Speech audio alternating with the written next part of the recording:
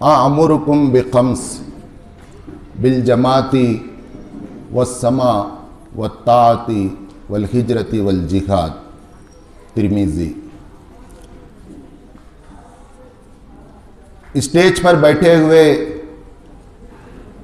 ज़िम्मेदारों में मोहतरम अमीर मुकामी, मोहतरम नाज़िम ज़िला, मोहतरम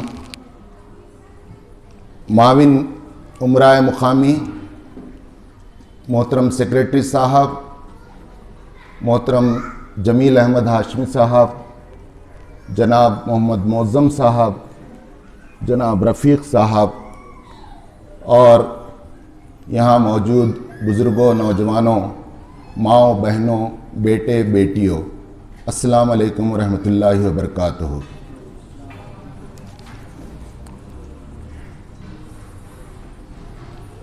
आज हम जमात इस्लामी हिंद की दावत पर यहाँ जमा हैं। मैं बड़ी खुशी और मसरत के साथ आपका इस्तकबाल करता हूँ। आपकी ये बड़ी तादाद इस बात का सबूत है कि आप इस्लाम की निशात सानिया चाहते हैं। हम सब की दिली ख्वाहिश है कि अल्लाह के ज़मीन पर अल्लाह का दीन क़ायम हो जाए, जिसकी तशरीह मौज़म साहब ने की। इक़ामत दीन का नज़्बुलैन पूरा हो जाए इंशाअल्लाह।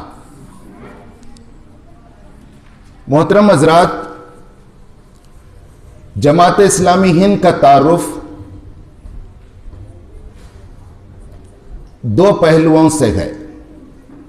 एक तारुफ उसका उसूली तारुफ है और दूसरा तारुफ उसका तारीखी पस मंज़र रखता है।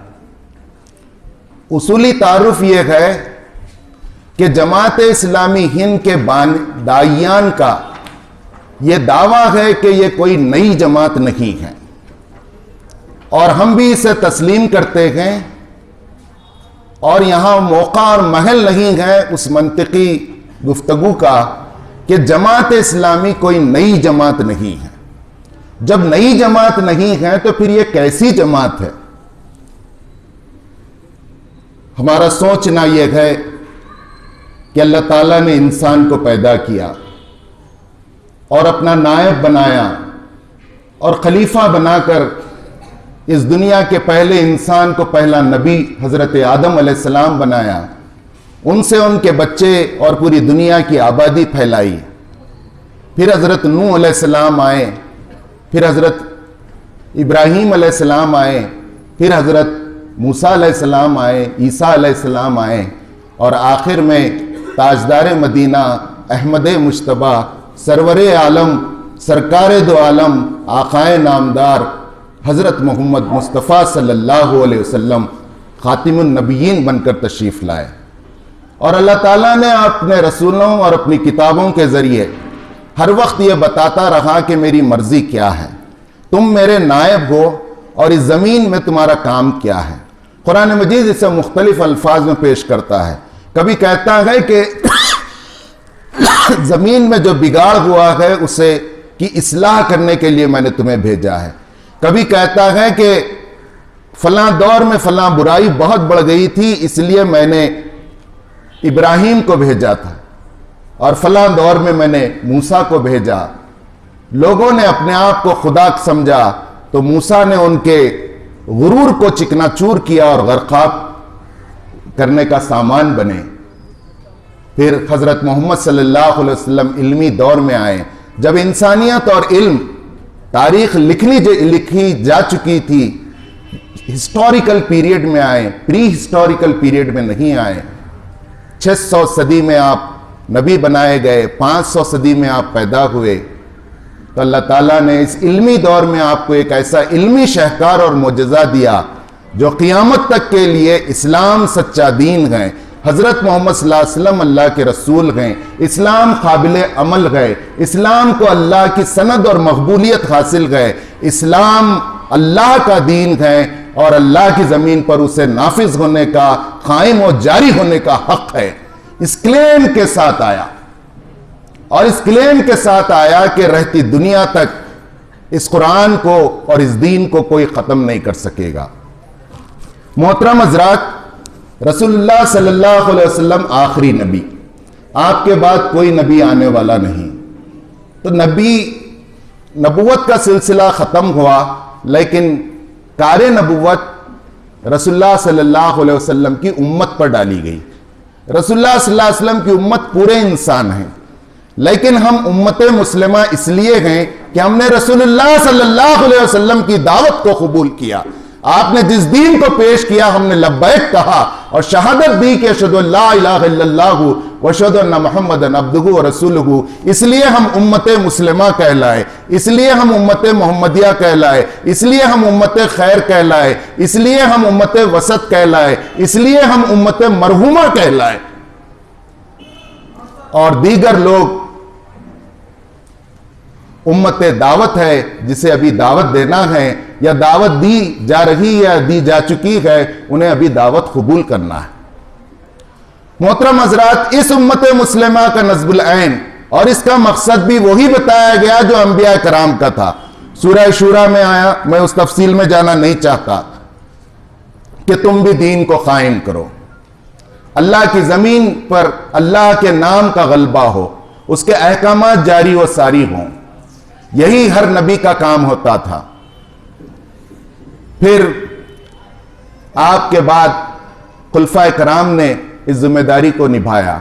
پھر اس کے بعد مملکتی سطح پر مملکتوں نے اس کام کو انجام دیا، لیکن خلافت جب ملوکیت میں بدلی تو وہاں پر ایک لکیر حضرت سیدنا حسین رضی اللہ تعالیٰ عنہ نے کھینچی اور بتا دیا کہ یہاں سے خلافت میں ایک دراڑ آ رہی ہے، اور اسی لیے سلیمان صاحب نے کتاب لکھی ہے کربلا سے بالا کوٹ تک۔ اب وہاں سے پھر ایک تحریک شروع ہوئی، اصلاحی تحریک، اور وہ تحریک چلی مختلف دور میں، مختلف ملکوں میں، مختلف لوگوں نے۔ اللہ تعالیٰ نے ہر صدی میں ایک مجدد کو اٹھایا۔ میں ان ساری تاریخی تفصیلات میں گئے بغیر، خود ہندوستان اور ایشیا کے پس منظر میں یہاں پر مغلیہ آئے، اور اکبر نے کیا کچھ کیا، دین الہی قائم کیا، رائج کیا۔ اللہ تعالیٰ نے اس کے ابطال کے لیے اللہ تعالیٰ نے شیخ احمد سرہندی مجدد الفسانی رحمت اللہ علیہ کو پیدا کیا۔ پھر یہاں اللہ تعالیٰ نے شاہ عبدالعزیز رحمت اللہ علیہ کو پیدا کیا، شاہ ولی اللہ محدث رحمت اللہ علیہ کو پیدا کیا۔ پھر اللہ تعالیٰ نے یہاں اس دور کے بگاڑ کے لیے شاہ اسماعیل شہید کو پیدا کیا، شاہ احمد شہید کو پیدا کیا، سید احمد شہید کو پیدا کیا۔ جماعت اسلامی اس کربلا سے اٹھنے والی تحریکوں کے تسلسل کا ایک سلسلہ ہے جو ہر دور میں اٹھتی رہی ہے۔ تجدید و احیاء دین اور دین کی نشاط ثانی کا ایک کنٹینیویشن ہے، جسے کبھی شیخ احمد سرہندی مجدد الفسانی نے کیا تھا۔ اور جب یہ سلسلہ کہیں کہیں انفرادی طور پر کچھ لوگ کر رہے تھے لیکن اجتماعی طور پر کام نہیں ہو رہا تھا، تو اللہ کے ایک بندے نے اسے یاد دلایا۔ یہ ہے وہ اصولی پس منظر، اور کچھ لوگوں کو جمع کیا اور جمع کر کے اس بھولے ہوئے امت کے سبق کو، جو امت کا نصب العین ہے، اس کے وجود میں لانے کا اصل مقصد ہے، اس مقصد کو یاد دلایا، جس میں 72 لوگ تھے، ڈاکٹرز تھے، علماء تھے، انجینئرز تھے، بیرسٹرز تھے۔ انہوں نے کہا کہ یہ کام ہم پر فرض ہے، یہ کام ہم کریں گے۔ تو یہ جماعت اسلامی کی تشکیل عمل میں آئی۔ تو یہ جماعت اسلامی نئی جماعت نہیں، انہی جماعتوں اور اسی افکار اور انہی سوچ کا حصہ ہے، جو سوچ پہلے کبھی تجدید و احیاء دین کے لیے تاریخ کے ہر دور میں اٹھتی رہی، عمل میں بدلتی رہی اور تحریک برپا ہوتی رہی۔ جب تحریک نظر نہیں آئی تو پھر سے تحریک کو زندہ کرنے کے لیے داعی تحریک حضرت سید ابو العلا مودودی رحمت اللہ علیہ نے پھر ندا لگائی۔ یہ ہے اس کا اصولی پس منظر۔ اسی لیے ہم کہتے ہیں جماعت اسلامی نئی جماعت نہیں۔ اب اس کا تاریخی پس منظر بھی ہے۔ جن حالات اور جن احوال اور جس زمانے میں جماعت اسلامی کی تشکیل ہوئی، وہ حالات ہم سب جانتے ہیں، وہ آزادی ہند سے پہلے کے حالات ہیں۔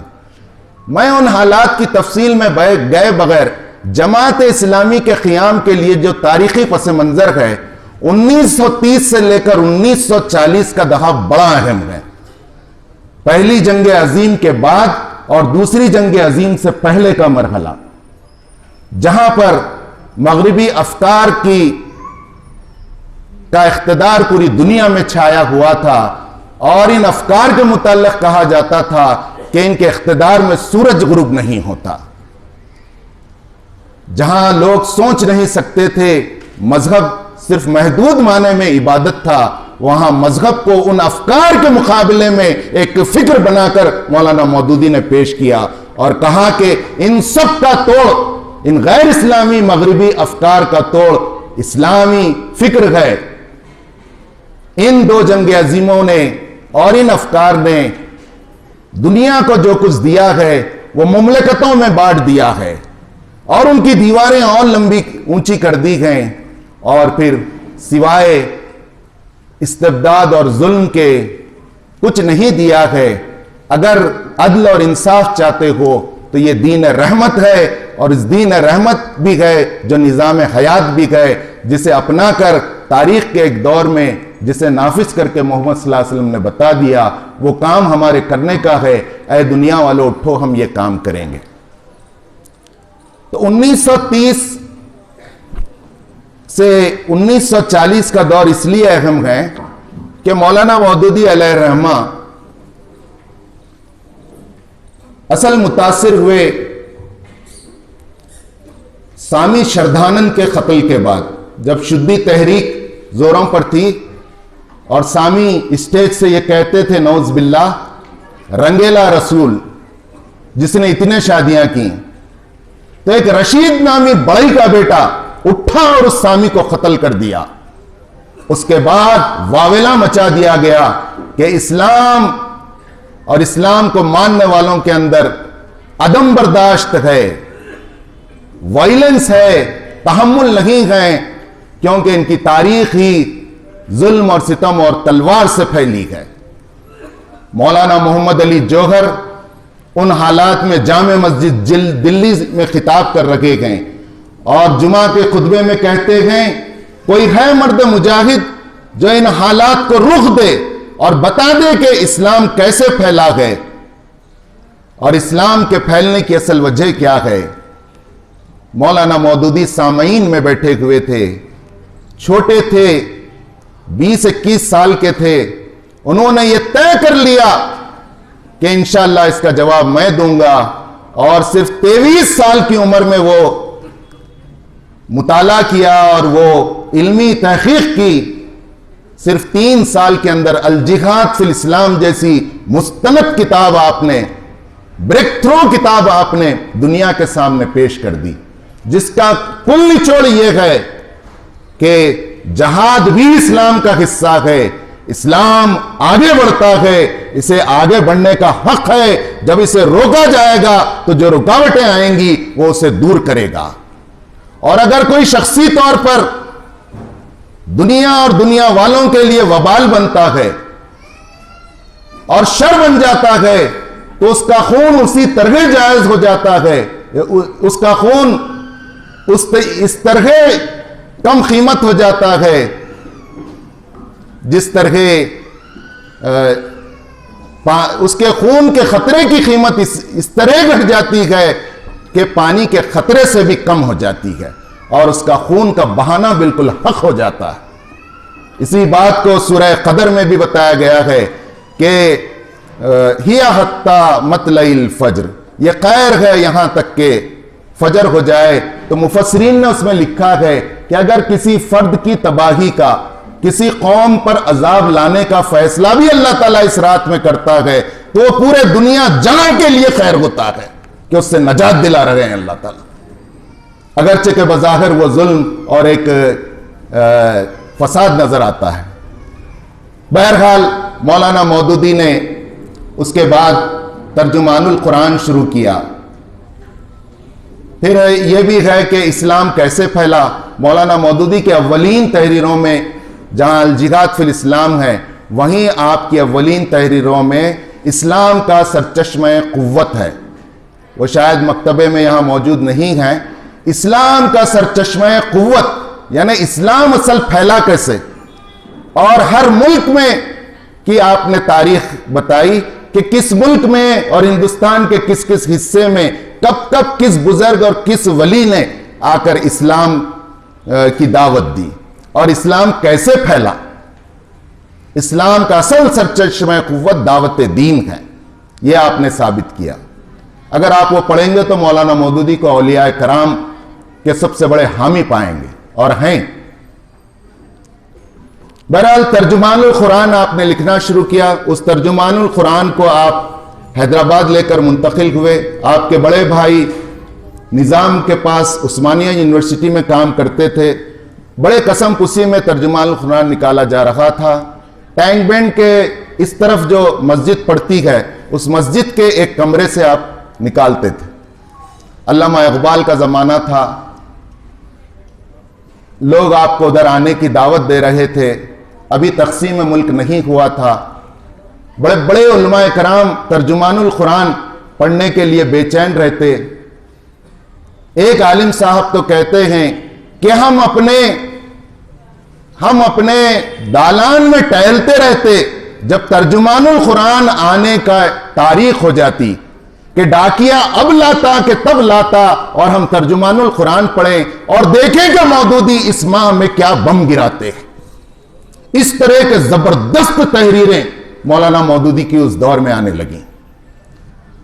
وہی ترجمان القرآن کی تحریریں ہیں جسے جمع کر کے پہلے سیاسی کشمکش اول، دوم اور سوم میں چھاپا گیا. اب اسلامی سیاست کے نام سے ان تینوں حصوں کو یکجا کیا گیا اور اس کا ایک آخری باب ہے، چاپٹر ہے، ایک اصلاحی جماعت کی ضرورت. ایک اصلاحی جماعت کی ضرورت کے بعد مولانا مودودی علیہ الرحمہ کو کئی خطوط آئے کہ آپ ہم سب کو بلائیں، یہ کام ہمارے کرنے کا ہے. یہ کام نہیں ہو رہا ہے. کہیں کہیں لوگ نماز کی دعوت دے رکھے گئے، کہیں کلمے کی دعوت دی جا رہی ہے، کہیں ختنہ کی سنت زندہ ہے، کہیں مسلمان صرف داڑھی اور ٹوپی سے جانا اور پہچانا جا رہا ہے. اسلام ایک فکر ہے، اسلام ایک نظام عدل ہے. اسلام اتنی قوت رکھتا ہے کہ وہ باطل سے ٹکر لے اور پھر انسانی مفاد میں ہے. تو ہمیں یہ کام کرنا فرض ہے. مولانا کی تحریروں سے آپ نے 10 سال تک انسانی ذہنوں کو تیار کیا، ان سوچنے سمجھنے والوں کو تیار کیا جو حقیقی معنوں میں اسلام اور مسلمانوں کا مستقبل اس بر صغیر میں دیکھ رکھے تھے. اور انہوں نے یہ طے کر لیا تھا کہ ہماری قابلیتیں اور ہماری صلاحیتیں اس کام کے لیے لگنا چاہیے. اور وہ 72 مخلصین تھے جو جمع ہوئے پٹھان کوٹ پہ اور 26 اگست سے 31 اگست تک 4 دن رہے 1941 اور اس جماعت کا نام رکھا جماعت اسلامی. ابھی ہند پاک نہیں لگا. اور اپنا پہلا امیر مولانا مودودی علیہ الرحمہ نیچے بیٹھ گئے. کہا کہ میرا کام بلانا تھا، بلایا. فرض یاد دلانا تھا، دلا دیا، ہو گیا. آپ اپنا امیر وہ چن لیجئے، نظم اور ڈسپلن سے کام کریں. تو سب اتفاق رائے سے مولانا مودودی کو اپنا امیر بنائے. ایک دلچسپ بات چلتے چلتے کہہ دوں کہ پہلا بیت المال جو ہوا وہ 71 روپے 14 کا تھا.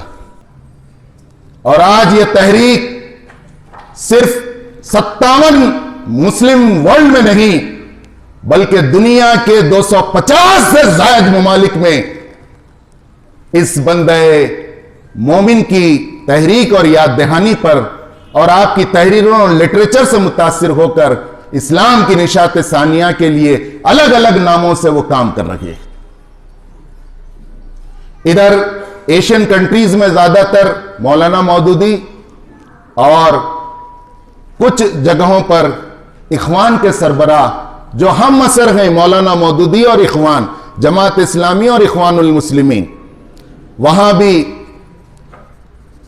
जमाल अब्दुल नासिर थे, अंग्रेजों का इख्तिदार था।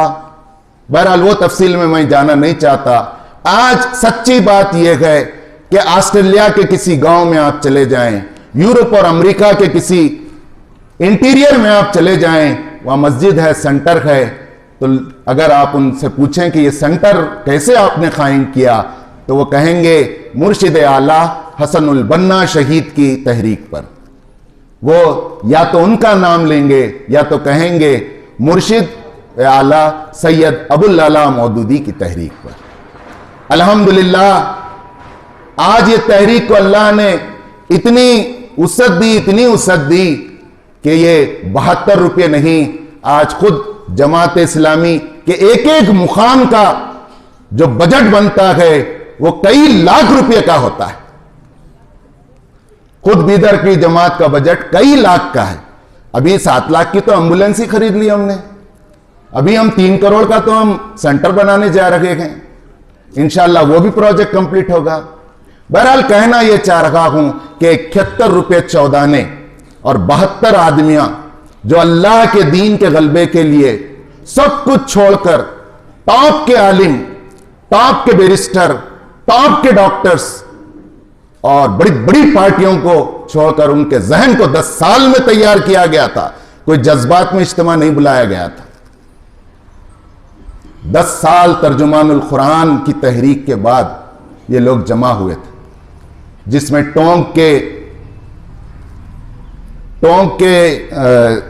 नवाब के अटॉर्नी जनरल अब्दुल अजीम खां बैरिस्टर थे और मौलाना मंजूर नोमानी रहमतुल्लाह अलैह जैसे थे, कई खासमी थे, कई नदवी थे।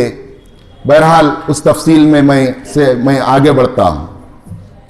यहां आपको यह जानकर भी खुशी होगी कि जमात इस्लामी हिंद जब बनाई गई तो उम्मत ने बहुत साथ दिया।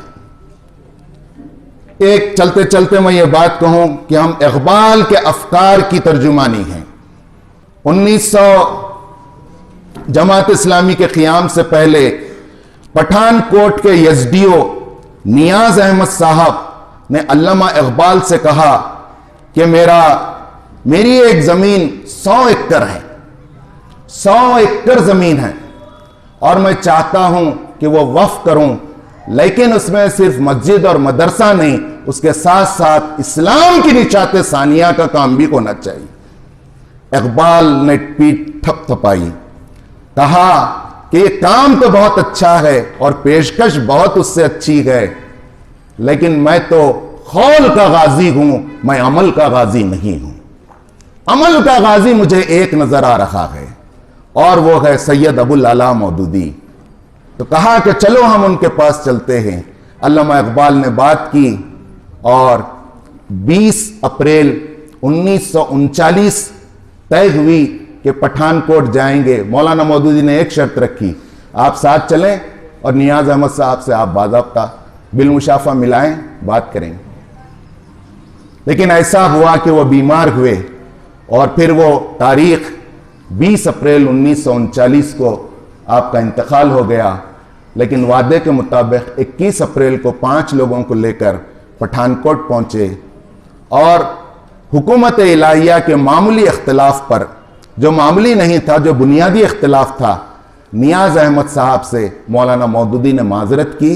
कहा कि इब्तिदा में इख्तिलाफ अच्छा नहीं है, यह आपकी ज़मीन आपको मुबारक, अस्सलाम वालेकुम, हम चलते। इससे यह मालूम होता है कि जमात इस्लामी हिंद खाली घड़ा नहीं है। माफ कीजिएगा, हम कितने ही बड़े आलिम हों, हम कितने ही बड़े इल्म वाले हों, जमात इस्लामी हिंदुस्तान के पूरे क्रीम को जमा कर कर एक पॉलिसी प्रोग्राम बनाती है, जो पूरे दुनिया से भी वाकिफ हैं, मशरिक और मगरिब से वाकिफ हैं, कुरान और हदीस पर दर्क रखते हैं।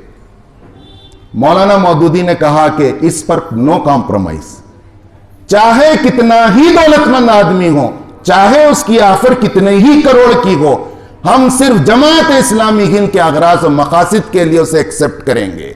आपकी ख्वाहिश अगर हमारे अगराज और मकासिद से मेल खाती है फबिहा, वरना आपकी दौलत اور آپ کا انفاق آپ کو مبارک. ہم جماعت اسلامی کے لیے آپ کی خواہش کی تکمیل کے لیے کوئی پیسہ اور کوئی وقف نہیں لیں گے. دوسری بات اس سلسلے کی وہ یہ کہ بعد میں پھر وہ آئے اور پیشکش کی, جماعت سے قریب ہوئے, پھر وہاں پر وہ جگہ لی گئی جماعت کے شرائط پر. پھر جماعت اسلامی ہند کے پہلا دفتر ملیح آباد جو لکھنؤ کے مضافات میں ہے, منشی ہدایت علی صاحب کا کئی ایکڑ کا باغ تھا. انہوں نے کہا کہ میں اپنے باغ کا ایک حصہ دے دیتا ہوں, اور منشی ہدایت علی صاحب کی آفر کو قبول کیا گیا اور پہلا مرکز ملیح آباد, جیسا نوباد وہ ہے بیدر میں, ویسا لکھنؤ کے مضافات میں ہے, وہاں پہلا مرکز قائم ہے.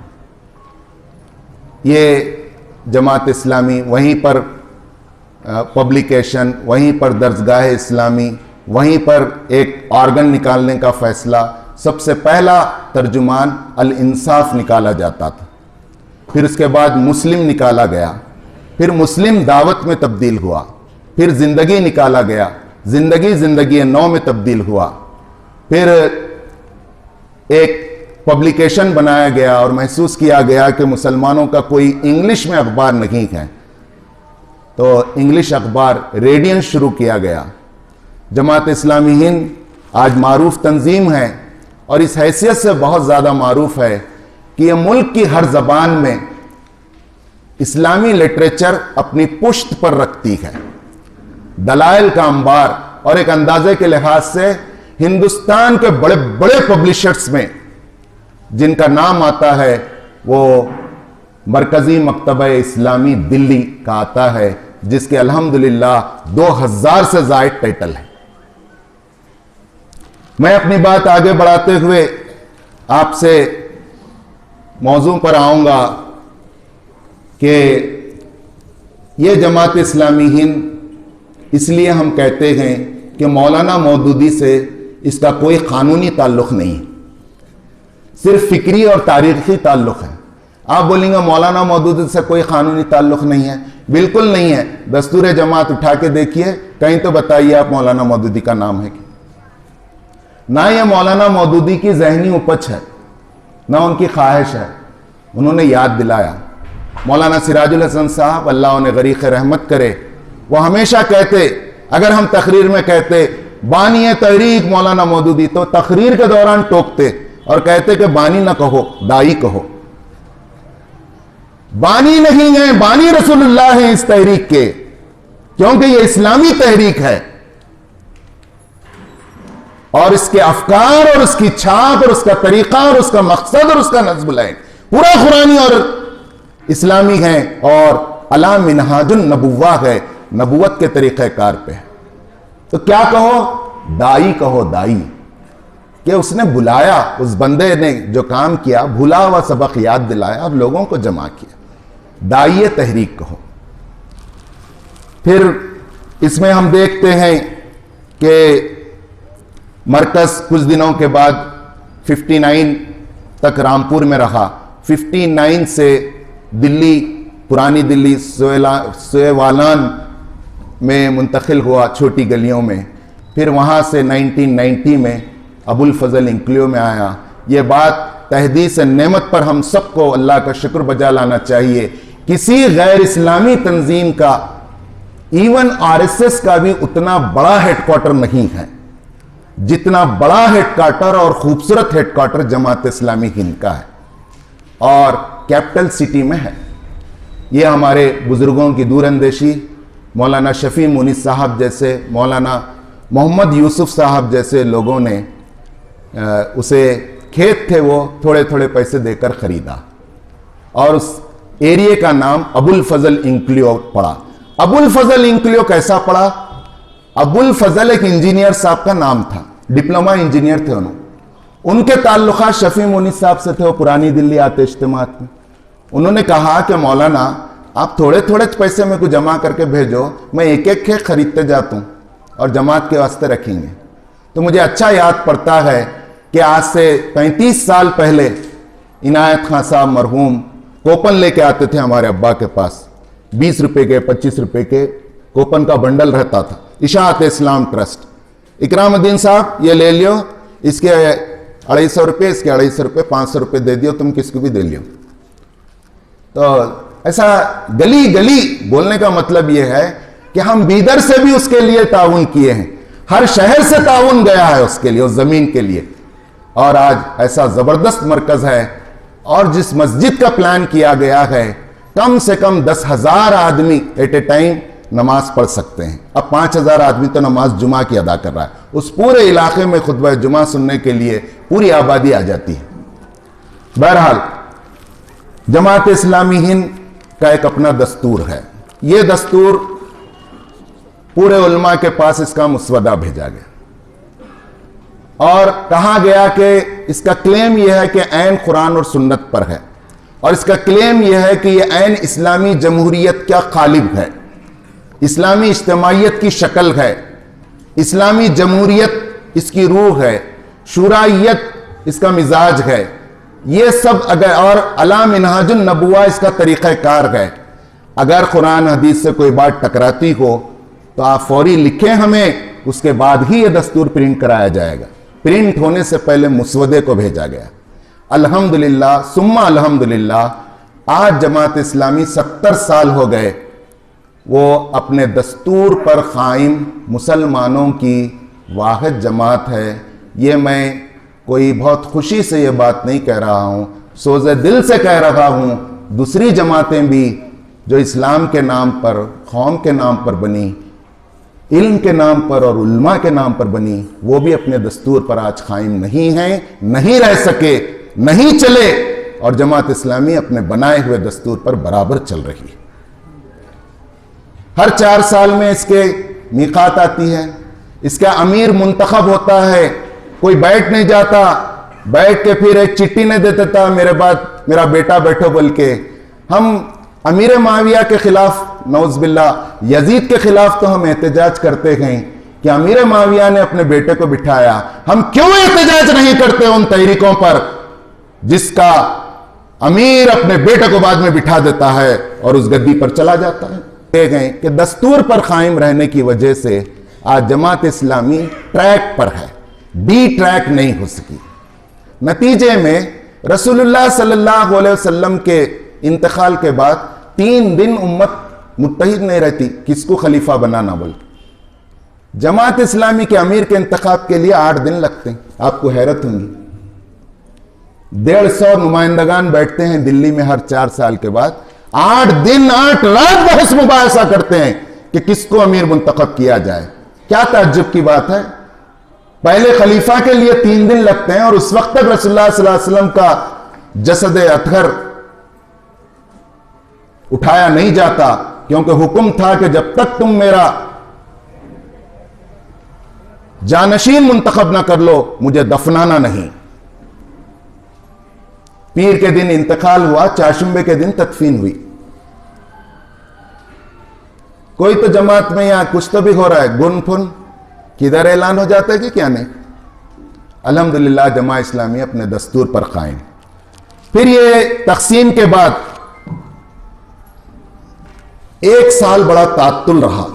जाहिर है जो कुछ हालात थे, फसादात थे, हिजरत थी, जुल्म था, नफरतें थीं, इल्ज़ामात थे, मुल्क तकसीम हुआ। 47 से 48 तक का ज़माना बहुत जुल्म सितम का ज़माना, और जमात और इस्लाम का नाम अगर लेते तो क्या होता वो सब आप पढ़ें, हम भी देखे नहीं, बड़े लोग देखे होंगे। लेकिन इन बिखरे हुए जमात के सरमाए को फिर से जमा करने का काम 1948 में किया गया, और फिर अप्रैल 1948 में इलाहाबाद में एक इज्तिमा रखा गया जिसमें 350 से 400 लोग आए। ये 350 से 400 लोगों का कुल हिंद इज्तिमा था 1948, और उसमें यह फैसला हुआ कि मुल्क तकसीम हुआ है, वहां का नज़्म अलग करेंगे, यहां का नज़्म अलग करेंगे। और फिर मौलाना मौदूदी ने भी کہہ دیا کہ آپ اپنا نظم الگ کر لیں، اپنا شورا، اپنی امیر الگ بنا لیں۔ مولانا ابو اللیث اصلاحی ندوی رحمۃ اللہ علیہ پہلے امیر بنے اور ان کے قیم مولانا محمد یوسف صاحب بنے۔ کن قربانیوں کے ساتھ یہ لوگ آئے؟ مولانا محمد یوسف صاحب 1946 میں رکن جماعت بنے اور جس قربانی کے ساتھ بنے، 47 میں 2 اکتوبر کو گاندھی جینتی منائی جا رہی تھی۔ آپ ایم اے آنرز تھے اور لا کے ماسٹر تھے، الہ آباد ہائی کورٹ کے جج کے ریڈر تھے۔ تو آپ گاندھی جینتی کو نہیں گئے، انگریز جج تھا۔ جب 3 اکتوبر کو پہنچے تو اس نے پہلے بلایا آپ کو، کہا کہ کل آپ ایبسنٹ تھے۔ تو آپ نے کہا کیوں ایبسنٹ تھے؟ اس لیے ایبسنٹ تھا کہ گاندھی جینتی کے موقع پر جو چیزیں ہوتی ہیں ان چیزوں کے کرنے کا میرا رب اجازت نہیں دیتا۔ یہ ہے وہ شعور، یہ ہے وہ اسلام کا فہم، یہ ہے وہ اسلام کا صحیح تصور جو سابقون الاولون میں جماعت اسلامی نے پیدا کیا تھا۔ جج حیران ہے کہ کون رب، کیسی اس کی اجازت، اس کی اجازت کا کیا مطلب ہے؟ کہا کہ یہ باتیں میرے کو سمجھ میں نہیں آ رہے، کل ذرا لیٹر لکھ کے دے دیو کیا ہے سو تم کیا بولنا چاہ رہے۔ تو پھر انگریزی بہت زبردست تھی، ایسا لیٹر لکھے لیجسلیشن پہ، مولانا مودودی قانون سازی کی جو تعریف کرے تھے، وہ پڑھ کے مسکرایا اور بولا تمہارا مزاج اور تمہاری طبیعت اس ڈیوٹی سے لگا نہیں کھاتی، تمہارا ذہن، لہذا تم جہاں مطمئن رہتے ہو رہو۔ کہا کہ بالکل میں استعفیٰ دینے کے لیے تیار ہوں، اور آپ مستعفی ہو گئے۔ میں اب اجتماعیت کی طرف آتا ہوں۔ بعض لوگ یہ کہتے ہیں جماعت اسلامی بہت اچھی ہے، یہ کرنا چاہیے، وہ کرنا چاہیے، لیکن ہم جماعت اسلامی سے دور رہیں گے۔ کیوں دور رہیں گے؟ بعض لوگوں کا خیال ہے کہ جماعت اسلامی میں ویسے لوگ نہیں ہیں، جیسے صحابہ کے جیسا کردار ہونا چاہیے، وہ جیسے عالم صاحب ہیں ویسے عالمہ ہونا چاہیے، ایسا ہونا چاہیے، ویسا ہونا چاہیے، اس لیے ہم دور ہیں۔ تو بلا شبہ صحابہ جیسا کردار تو ہم نہیں لا سکتے، لیکن کچھ حد تک وہ جھلکیاں تو جماعت اسلامی کے دور اول میں ہمیں ملتی گئیں، اور آج بھی اگر ہم بصیرت کی آنکھوں سے دیکھیں تو ہمیں ملتی۔ نوکری چھوڑ دی، اچھی نوکری، اور جماعت کے فل ٹائم ورکر ہو گئے۔ خیم جماعت کی حیثیت سے 120 روپے کفاف آپ کا طے ہوا، مولانا محمد یوسف صاحب کا۔ اور کچھ دنوں کے بعد بیٹے سلمان بڑے ہوئے اور کمانے لگے، تو کہا امیر جماعت کی خدمت میں حاضر ہو کر، سلمان کما رہے ہیں، خوشخبری ہے امیر جماعت آپ میرے کفاف کو کم کر دیجئے۔ اسلامی اصطلاح ہے کفاف، تنخواہ نہیں بولتے اس کو، سیلری نہیں بولتے، یہ ٹی اے ڈی اے نہیں ہے۔ اتنا پیسہ، اتنی رقم جس سے انسان کی بنیادی ضرورت پوری ہو، اسے کافی ہو، اسے کہتے ہیں کفاف۔ کیا یہ عمر بن عبدالعزیز رحمت اللہ علیہ کے کردار کو آپ نے زندہ نہیں کر دیا کہ خزانچی کن جا کر آپ نے جب بیوی نے مٹھا کھلایا تو کہا کہ اتنا پیسہ مجھے زیادہ مل رہا ہے خزانچی، جو بیوی چھپا چھپا کر رکھتی تھی، اور مہینے میں ایک مٹھا بن سکتا ہے اس سے، یہ ضروری نہیں ہے لوازمات میں ہے، میرا مشاہرے میں، میرے کفاف میں اتنا کٹ کر دو۔ مولانا محمد یوسف صاحب نے کہا امیر جماعت سے 120 روپے مجھے اب نہیں چاہیے، بس اتنا خرچ چاہیے کہ میں دفتر تک سواری خرچ دے دیں۔ میں آپ کو بتاتے چلوں کہ اجتماعیت کھڑی ہے، اور ابھی بتایا گیا کہ ہم پر فرض ہے کہ اس میں ہم شامل ہو جائیں۔ بے شک ہمیں شامل ہونا ضروری ہے۔ کیوں ضروری ہے؟ یہ قرآن و حدیث کا حکم ہے۔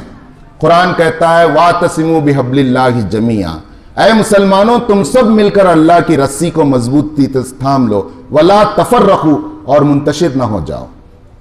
ہمارے اندر ہزار کمیاں ہوں گی، لیکن جماعت اسلامی کا کارکن اور رکن کے اندر اس انتشار کے دور میں سب سے بڑی خوبی یہ ہے کہ اس منتشر قوم کے اندر جبکہ ملت کا شیرازہ بکھرا ہوا ہے، وہ ایک مقصد کے لیے متحد ہونے کے لیے قدم آگے بڑھایا ہے، چاہے وہ کالا ہوں گا پیلا ہوں گا، چاہے وہ 10th فیل ہوں گا،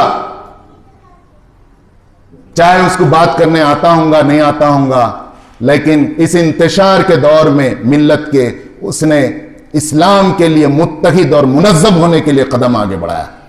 اس سے بڑی خوبی کیا ہونی چاہیے؟ بلا شبہ یہ خوبی اس وقت اور بڑی ہو جاتی ہے جب میں واٹس ایپ اور ویڈیو پر وائس چانسلرز کے خطاب سنتا ہوں، اور بڑی خوشی سے اسلم پرویز کے ہم ایک دوسرے کو شیئر کرتے ہیں، کرنا بھی چاہیے، تقریر اچھی کر لیتے ہیں بیچارے، اور بڑے بڑے علماء جن کے پیر کو لوگ زمین میں رکھنے نہیں دیتے اور قالینیں بچھاتے ہیں، کم سے کم 14 میٹھوں کی دعوت کرتے ہیں، اتنے پہنچے ہوئے ہیں، لیکن کیا آج انہیں یہ نظر نہیں آ رہا ہے کہ اسلام کے کاس کے لیے مجتمع اور متحد ہونا چاہیے؟ صرف اپنے دکانوں میں وہ محصور، اپنے اداروں میں وہ مقید ہیں، اور اسلام کے مستقبل کو صرف ادارے اور مدرسے سے جوڑتے ہیں۔ کیا یہی ایک پروجیکٹ ہے؟ کیا یہی ایک حل ہے؟ کیا یہی ایک مسئلہ ہے؟ وقت ہو چکا ہے، اپنی بات اختتام پر لے جاتے ہوئے آپ سے کہنا چاہوں گا کہ ہم کہتے ہیں، میرے بھائی بہن کہتے ہیں، آپ میرے ہیں میں آپ کا ہوں، کہ اچھا بھائی تمہارے اندر کمزوری نہیں ہے، میرے اندر تو کمزوریاں ہیں، وہ کمزوریاں ختم کر کے میں آتا ہوں۔ ابھی ذرا میرے کو بہت کام کرنا ہے، وہ ٹیڑھے رستے سے جا کے وہ پلاٹاں خریدنا ہے، پھر وہ ایسا ویسا کر کے کیسا تو بھی بچی کی شادی کرنا ہے۔ اچھا بچی کی ہو گئی، اس کے بعد بچے کی شادی میں بیک ڈور سے دوسرے کو، جو ہمارا خاندان کا جو سب سے شاطر آدمی رہتا ہے اس کو لگ جاتی ہیں بات چیت کو، جو سب سے بڑا دنیا پرست رہتا ہے لال کپڑے میں لینے کے واسطے، انہیں کھما سکتا ہے بلکہ لگ جاتا، ہمیں نہیں آتا بھائی مول صاحب تم کیا آتا ہے جی بات چیت کرنے، وہ لو چیپٹر کو، وہ چیپٹر آیا تو بات چیت ہوتی ہے۔ تو ابھی وہ کاما کرنا ہے، یہ کاما کرنا ہے، اور تھوڑا سود لون باقی ہے۔ اب جماعت کہاں بناتی ہے بھائی؟ اچھے لوگ ہونا، ہم کہاں دکھتے ہیں بھائی نماز پڑھنے والے، اس کو تو بہت اچھے لوگ ہیں۔ سوال یہ ہے کیا ہم اپنی کمزوری کو مانتے ہوئے بھی، جانتے ہوئے بھی اگر دور نہیں کریں گے تو اللہ کو کل کیا جواب دیں گے؟ پہلی بات۔ دوسری بات، کیا اگر میرے کپڑے میلے ہیں اور گندے ہیں تو کیا نماز مجھ سے چھوٹ جائے گی؟ چلتے چلتے کتے نے چھینٹے اڑا دیے، اب نماز کا بھی ٹائم ہو رہا ہے، پڑھ تو نہیں سکتا میں، شرط ہے کہ کپڑے صاف ہونا، اب گھر کو جا کے بدل کے میں ظہر پڑھنا نہیں پڑھنا، پڑھنا فرض ہے یہ تو معلوم ہے، لیکن اپنی کمیوں کو دور کر کر جماعت کھڑی ہوئی ہے، جماعت اسلامی کی اقامت دین کے لیے اس جماعت میں شامل ہونا ہمیں معلوم نہیں۔ واتقوا اللہ من استطعتم، اے مومنو تم ڈرو اللہ سے جتنی کہ تمہارے اندر طاقت ہے، جتنی استطاعت ہے۔ کل ضرور خدا کی قسم خدا پوچھے گا کیا تمہارے اندر اتنی طاقت نہیں تھی کہ تم اپنے کمزوریوں کو اپنے کنٹرول میں لاتے؟ اور جماعت میں کمزوریاں ہیں تو آئیے اندر آ کر آپ دور کیجئے، انسانوں کی جماعت ہے، باہر رہ کر نہیں۔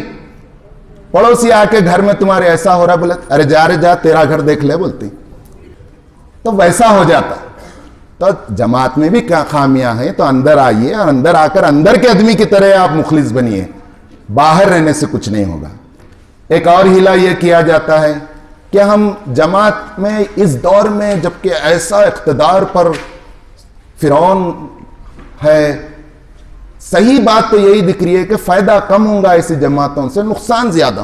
ہمارے جتنے دماغ ہیں پورے یہی سوچ رہے ہیں اور سوچ سوچ کر اپنے مفادات کے لیے مختلف سیاسی پارٹیوں میں جا رہے ہیں، گھر میں نہیں بیٹھے، برابر اپنی قابلیت کو کیش کر رہے ہیں، برابر کیش کر رہے ہیں. آپ دیکھیے، اور کروڑ پتیوں سے کروڑ پتیاں بنتے جا رہی ہیں. اور جماعت اسلامی میں آؤ بولے تو نقصان بہت ہوتا ہے، مخالفت ہوتی ہے، فسادات ہوتی ہیں. سوال یہ ہے، کیا انفرادی طور پر کرے تو مخالفت نہیں ہوں گی؟ کیا ذاکر نائک ایک جماعت تھے؟ کیا انفرادی طور پر اور کچھ لوگ کرنے والے کیا جماعت ہیں؟ آج کفر جماعتوں کا نہیں، ایک ایک پرسن کی اسکریننگ پورے امریکہ سے لے کر دلی تک ہو رہی ہے. یہ سن لیجیے آپ، ایک ایک پرسن کی اسکریننگ ہو رہی ہے. کیا جماعت کی نہیں ہوگی؟ جبکہ یہ جماعت تو کفر کے مقابل میں اس کا یہ دعویٰ ہے کہ خدا کی زمین پر خدا کی بڑائی اور خدا کا قانون چلنا چاہیے. یہ کس کو آپ دھوکہ دے رہے ہیں؟ کیا خدا کو کل دھوکہ دے سکیں گے؟ کیا خدا کے دربار میں ہم یہ کہہ سکیں گے کہ نہیں اللہ میاں جماعت اسلامی میں گئے تو حالات اور خراب ہو جاتے تھے اس لیے میں نہیں گیا؟ کیسے سازگار حالات، کیسے ناسازگار حالات، کن حالات میں رسول اللہ صلی اللہ علیہ وسلم نے کام کیا، کتنے لوگوں کو لے کر آپ نے جماعت بنائی، اور بالآخر 23 سال کی قلیل مدت میں جب اس دنیا سے جا رہے تھے مٹھی بھر 5 لوگوں کو لے کر شروع کیا. آخری خطبہ جب دے رہے تھے تو تاریخ نگار، سیرت نگار لکھتے ہیں کم سے کم 1,24,000 سے زیادہ صحابہ کا مجموعہ تھا. اور اسلام عربستان سے نکل کر یورپ اور افریقہ میں پھیل چکا تھا، اور اسلام ایشیا میں بھی آ چکا تھا، کیرلا میں. تو ضرور مخالفت ہوگی. ہم امت مسلمہ ہیں، میں ابتدا میں یہی بات کہا ہوں. ہم ہندوؤں کے مقابل میں مسلمان نہیں ہیں، ہم سکھوں کے مقابل میں مسلمان نہیں ہیں، ہم عیسائیوں کے مقابل میں امت مسلمہ نہیں ہیں. ہم توحید، رسالت اور آخرت، ان بنیادی عقائد کو اور اصولوں کو رکھنے والی ایک امت ہیں. اور جماعت اسلامی کا یہ دعویٰ نہیں ہے کہ یہ الجماعت ہے. ہم دوسری جماعتوں کو بھی اچھی نظر سے دیکھتے ہیں، لیکن ہمارا یہ کہنا ہے کہ آپ جو جماعت اسلامی طرز پر جمہوریت جس کے اندر ہو، اسلامی جمہوریت، شورائیت جس کے اندر ہو، اور اس کا طریقہ کار منہاج علی نبوت کے طرز پر ہو، اس جماعت کا آپ حصہ بنیے. اگر آپ اس کا حصہ نہیں بنتے تو جماعت اسلامی ہند جو 1948 میں تشکیل نو ہوئی اس کے کل ہند اجتماع کی صدارتی خطاب کرتے ہوئے اس دور کے امیر مولانا ابواللیث اصلاحی صاحب نے 2 ٹوک الفاظ میں کہا تھا کہ یا تو آپ کو جماعت میں شامل ہونا ہوگا یا نہیں تو آپ کو خود ایک جماعت بنانا ہوگا. اگر آپ اس کو اچھا نہیں سمجھتے مت سمجھیے، آپ کو پورا حق ہے. آپ کا علم گواہی نہیں دیتا، یہ غلط ہے، ٹھیک ہے.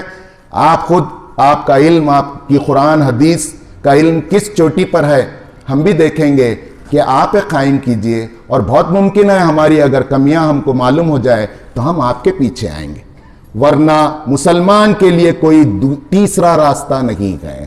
مسلمان کے لیے کوئی تیسرا راستہ نہیں ہے. وَاتَّقُوا اللَّهَ مَنِ اسْتَطَعْتُمْ. کل اللہ پوچھے گا کہ تمہارے اندر کتنی استطاعت تھی اور کتنی استطاعت نہیں تھی، تم اللہ سے کتنا ڈرے اور کتنا نہیں ڈرے، کتنی چیزیں کنٹرول میں تھیں، کتنی چیزیں کنٹرول میں نہیں تھیں. میں اس حدیث پر اپنی بات ختم کروں گا جو میں نے ابتدا میں سنائی کہ مجھے حکم دیا گیا ہے، میں حکم دیتا ہوں تمہیں 5 چیزوں کا جس کا حکم میرے رب نے مجھے دیا ہے. جماعت بن کر رہو، جماعت میں آ کے اپنی سنانے کے واسطے نہ کہو، والسما، سنو جماعت جو بولے، پھر خالی بھیروں کے جیسا سنو نہ کہو، والطاعتی، اطاعت کرو صحابہ جیسا کرے، والہجرتی، تبدیلی لاؤ، والجہاد، جہاد کے لیے تیار ہو جا. پھر اور احادیث بتاتی ہیں جس نے ایک بالش بھی جماعت سے علیحدگی حاصل کی یا دوری حاصل کی تو اس نے اپنے گلے سے اسلام کے حلقے کو اتار پھینکا. اور ایک حدیث میں ہے کہ جس نے जाहिलियत को इख्तियार किया वो जहन्नुमी है। जाहिलियत की तारीफ उलमाए कराम और मुहद्दिसीन ने यह किया इंतशार और इफ्तिराख, क्योंकि जाहिलियत इसी को बोलते हैं, एक मुंतशिर फिक्र और मुंतशिर अफराद हैं जहां ना कोई बात सुनी जाती है ना सुनाई जाती है, ना कोई किसी का सुनता है, ना हुक्म देने वाला आता है ना हुक्म लेने वाला आता है। इसी को तो जाहिलियत कहा जाता है। और उसी जाहिलियत से रसूलुल्लाह सल्लल्लाहु अलैहि वसल्लम ने निकाला, जिसे सूरह बकरा में बताया गया, वस्कुरू नेमतल्लाहि इज़ कुंतुम आदान, कि अल्लाह की उस नेमत को याद करो जो इस रसूल के जरिए से तुम पर किया है। ऐ औस और खजरत, तुम सदियों से लड़ रहे थे, अल्लाह ने इस रसूल के जरिए से तुम्हें इज्तिमाइयत दी और तुम्हारे खुलूक को मिला दिया। इस मुहिम पर मैं ये बात भी कहे बगैर नहीं रहूँगा कि आज हम साथियों की तलाश कहकर मुसलमानों में ये काम कर रहे। मैं कल एक वीडियो देख रहा था, अल्लामा इकबाल के एक फिक्र को एक शेर में बयान किया जा रहा था और क्लेम ये था कि 100 साल पहले कहे गए अशार ऐसा मालूम होता है इकबाल ने आज के लिए कहा है, और वही मसाइल हैं जो 100 साल पहले थे, बल्कि उम्मत उससे ज़्यादा मसाइल प्लस कर लिए। उसकी वजह इस्लामी इज्तिमाइयत नहीं, हर एक दानिश्वर एक तरफ भगा ले जा रहा है। साथियों की हमें तलाश है। रसूलुल्लाह सल्लल्लाहु अलैहि वसल्लम ने जब दावत शुरू की तो साथियों की तलाश की। हमें तो तलाश करना चाहिए अबू तालिब को, मुतम बिन अदी को, हमें तलाश करना चाहिए था, दुआ करना चाहिए था अबू जहल या उमर के लिए, लेकिन यह तलाश कर रही भाइयों को, भौनाइयों को, अड़ोस को, पड़ोस को। मैं एक साथी को जो मेरे पुराने यसाइयों के थे देते हुए बोला, क्या मुकाम पे आ गए जी, हम रुखा देना पड़ रहा है, हमारे को दावत देना पड़ रहा है, जबकि हम दाई। क्या हम मुसलमान हैं? हमको दावत देना पड़ रहा है जबकि हम खुद दाई हैं। अगर हमें इसका शऊर होता, अंदाजा होता, तो हम खुद दाई बनते। हमें दावतनामा देकर बुलाना पड़ रहा है। बिलाशुबा जमात बड़ी खुशी के साथ आपको दावत दी है, आप मदऊ हैं और ये तवक्के रखती है कि आप इक़दाम करें, आगे बढ़ें और जमात इस्लामी के काज को मजबूत करें, क्योंकि जमात इस्लामी कोई जमात नहीं है, ये एक तहरीक है, एक दावत को लेकर उठी है। अल जमात का दावा नहीं करती है, इसकी दावत जमात की तरफ नहीं है, इसकी दावत इसके अमीर की तरफ नहीं है, इसकी दावत इसके मकसद और नज़्बुलैन की तरफ है। इतना आला मकसद कि मेरे बचे कुचे दिन जिंदगी के मैं इस्लाम और मुसलमानों की सरबुलंदी के लिए गुजारूंगा। कई मुस्लिम बच्चियां गैर मुस्लिम बच्चों के साथ जा रहे हैं, आए दिन अखबारों में फोटो देख रहे हैं।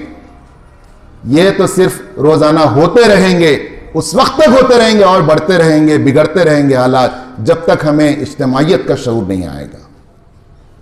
आइए, अब बहुत हो चुका। हम मौज़म साहब से भी सुने, मुझसे भी सुने, आपका खुद इल्म गवाही दे रहा होगा। हमारे इल्म ने हमें गवाही दी, इत्मीनान दिलाया, तो हम जमात इस्लामी के रुकन बने। ज़रूरी नहीं है कि कारकुन बनना।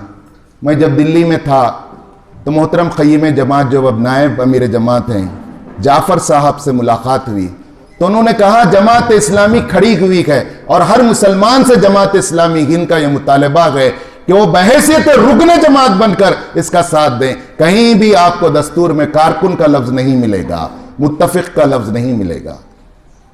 इत्तिसाल से मुत्तफ़िक़ हैं, इत्तिसाल से कारकुन हैं, उसमें कोई तरक्की नहीं होती।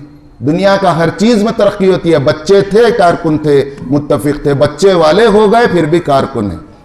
बहरहाल मैं कुछ बातें आपको तल्क़ भी सुनाया हूँ, यहाँ पर मैं आपको गौर फ़िक्र के लिए इन बातों को रखा हूँ।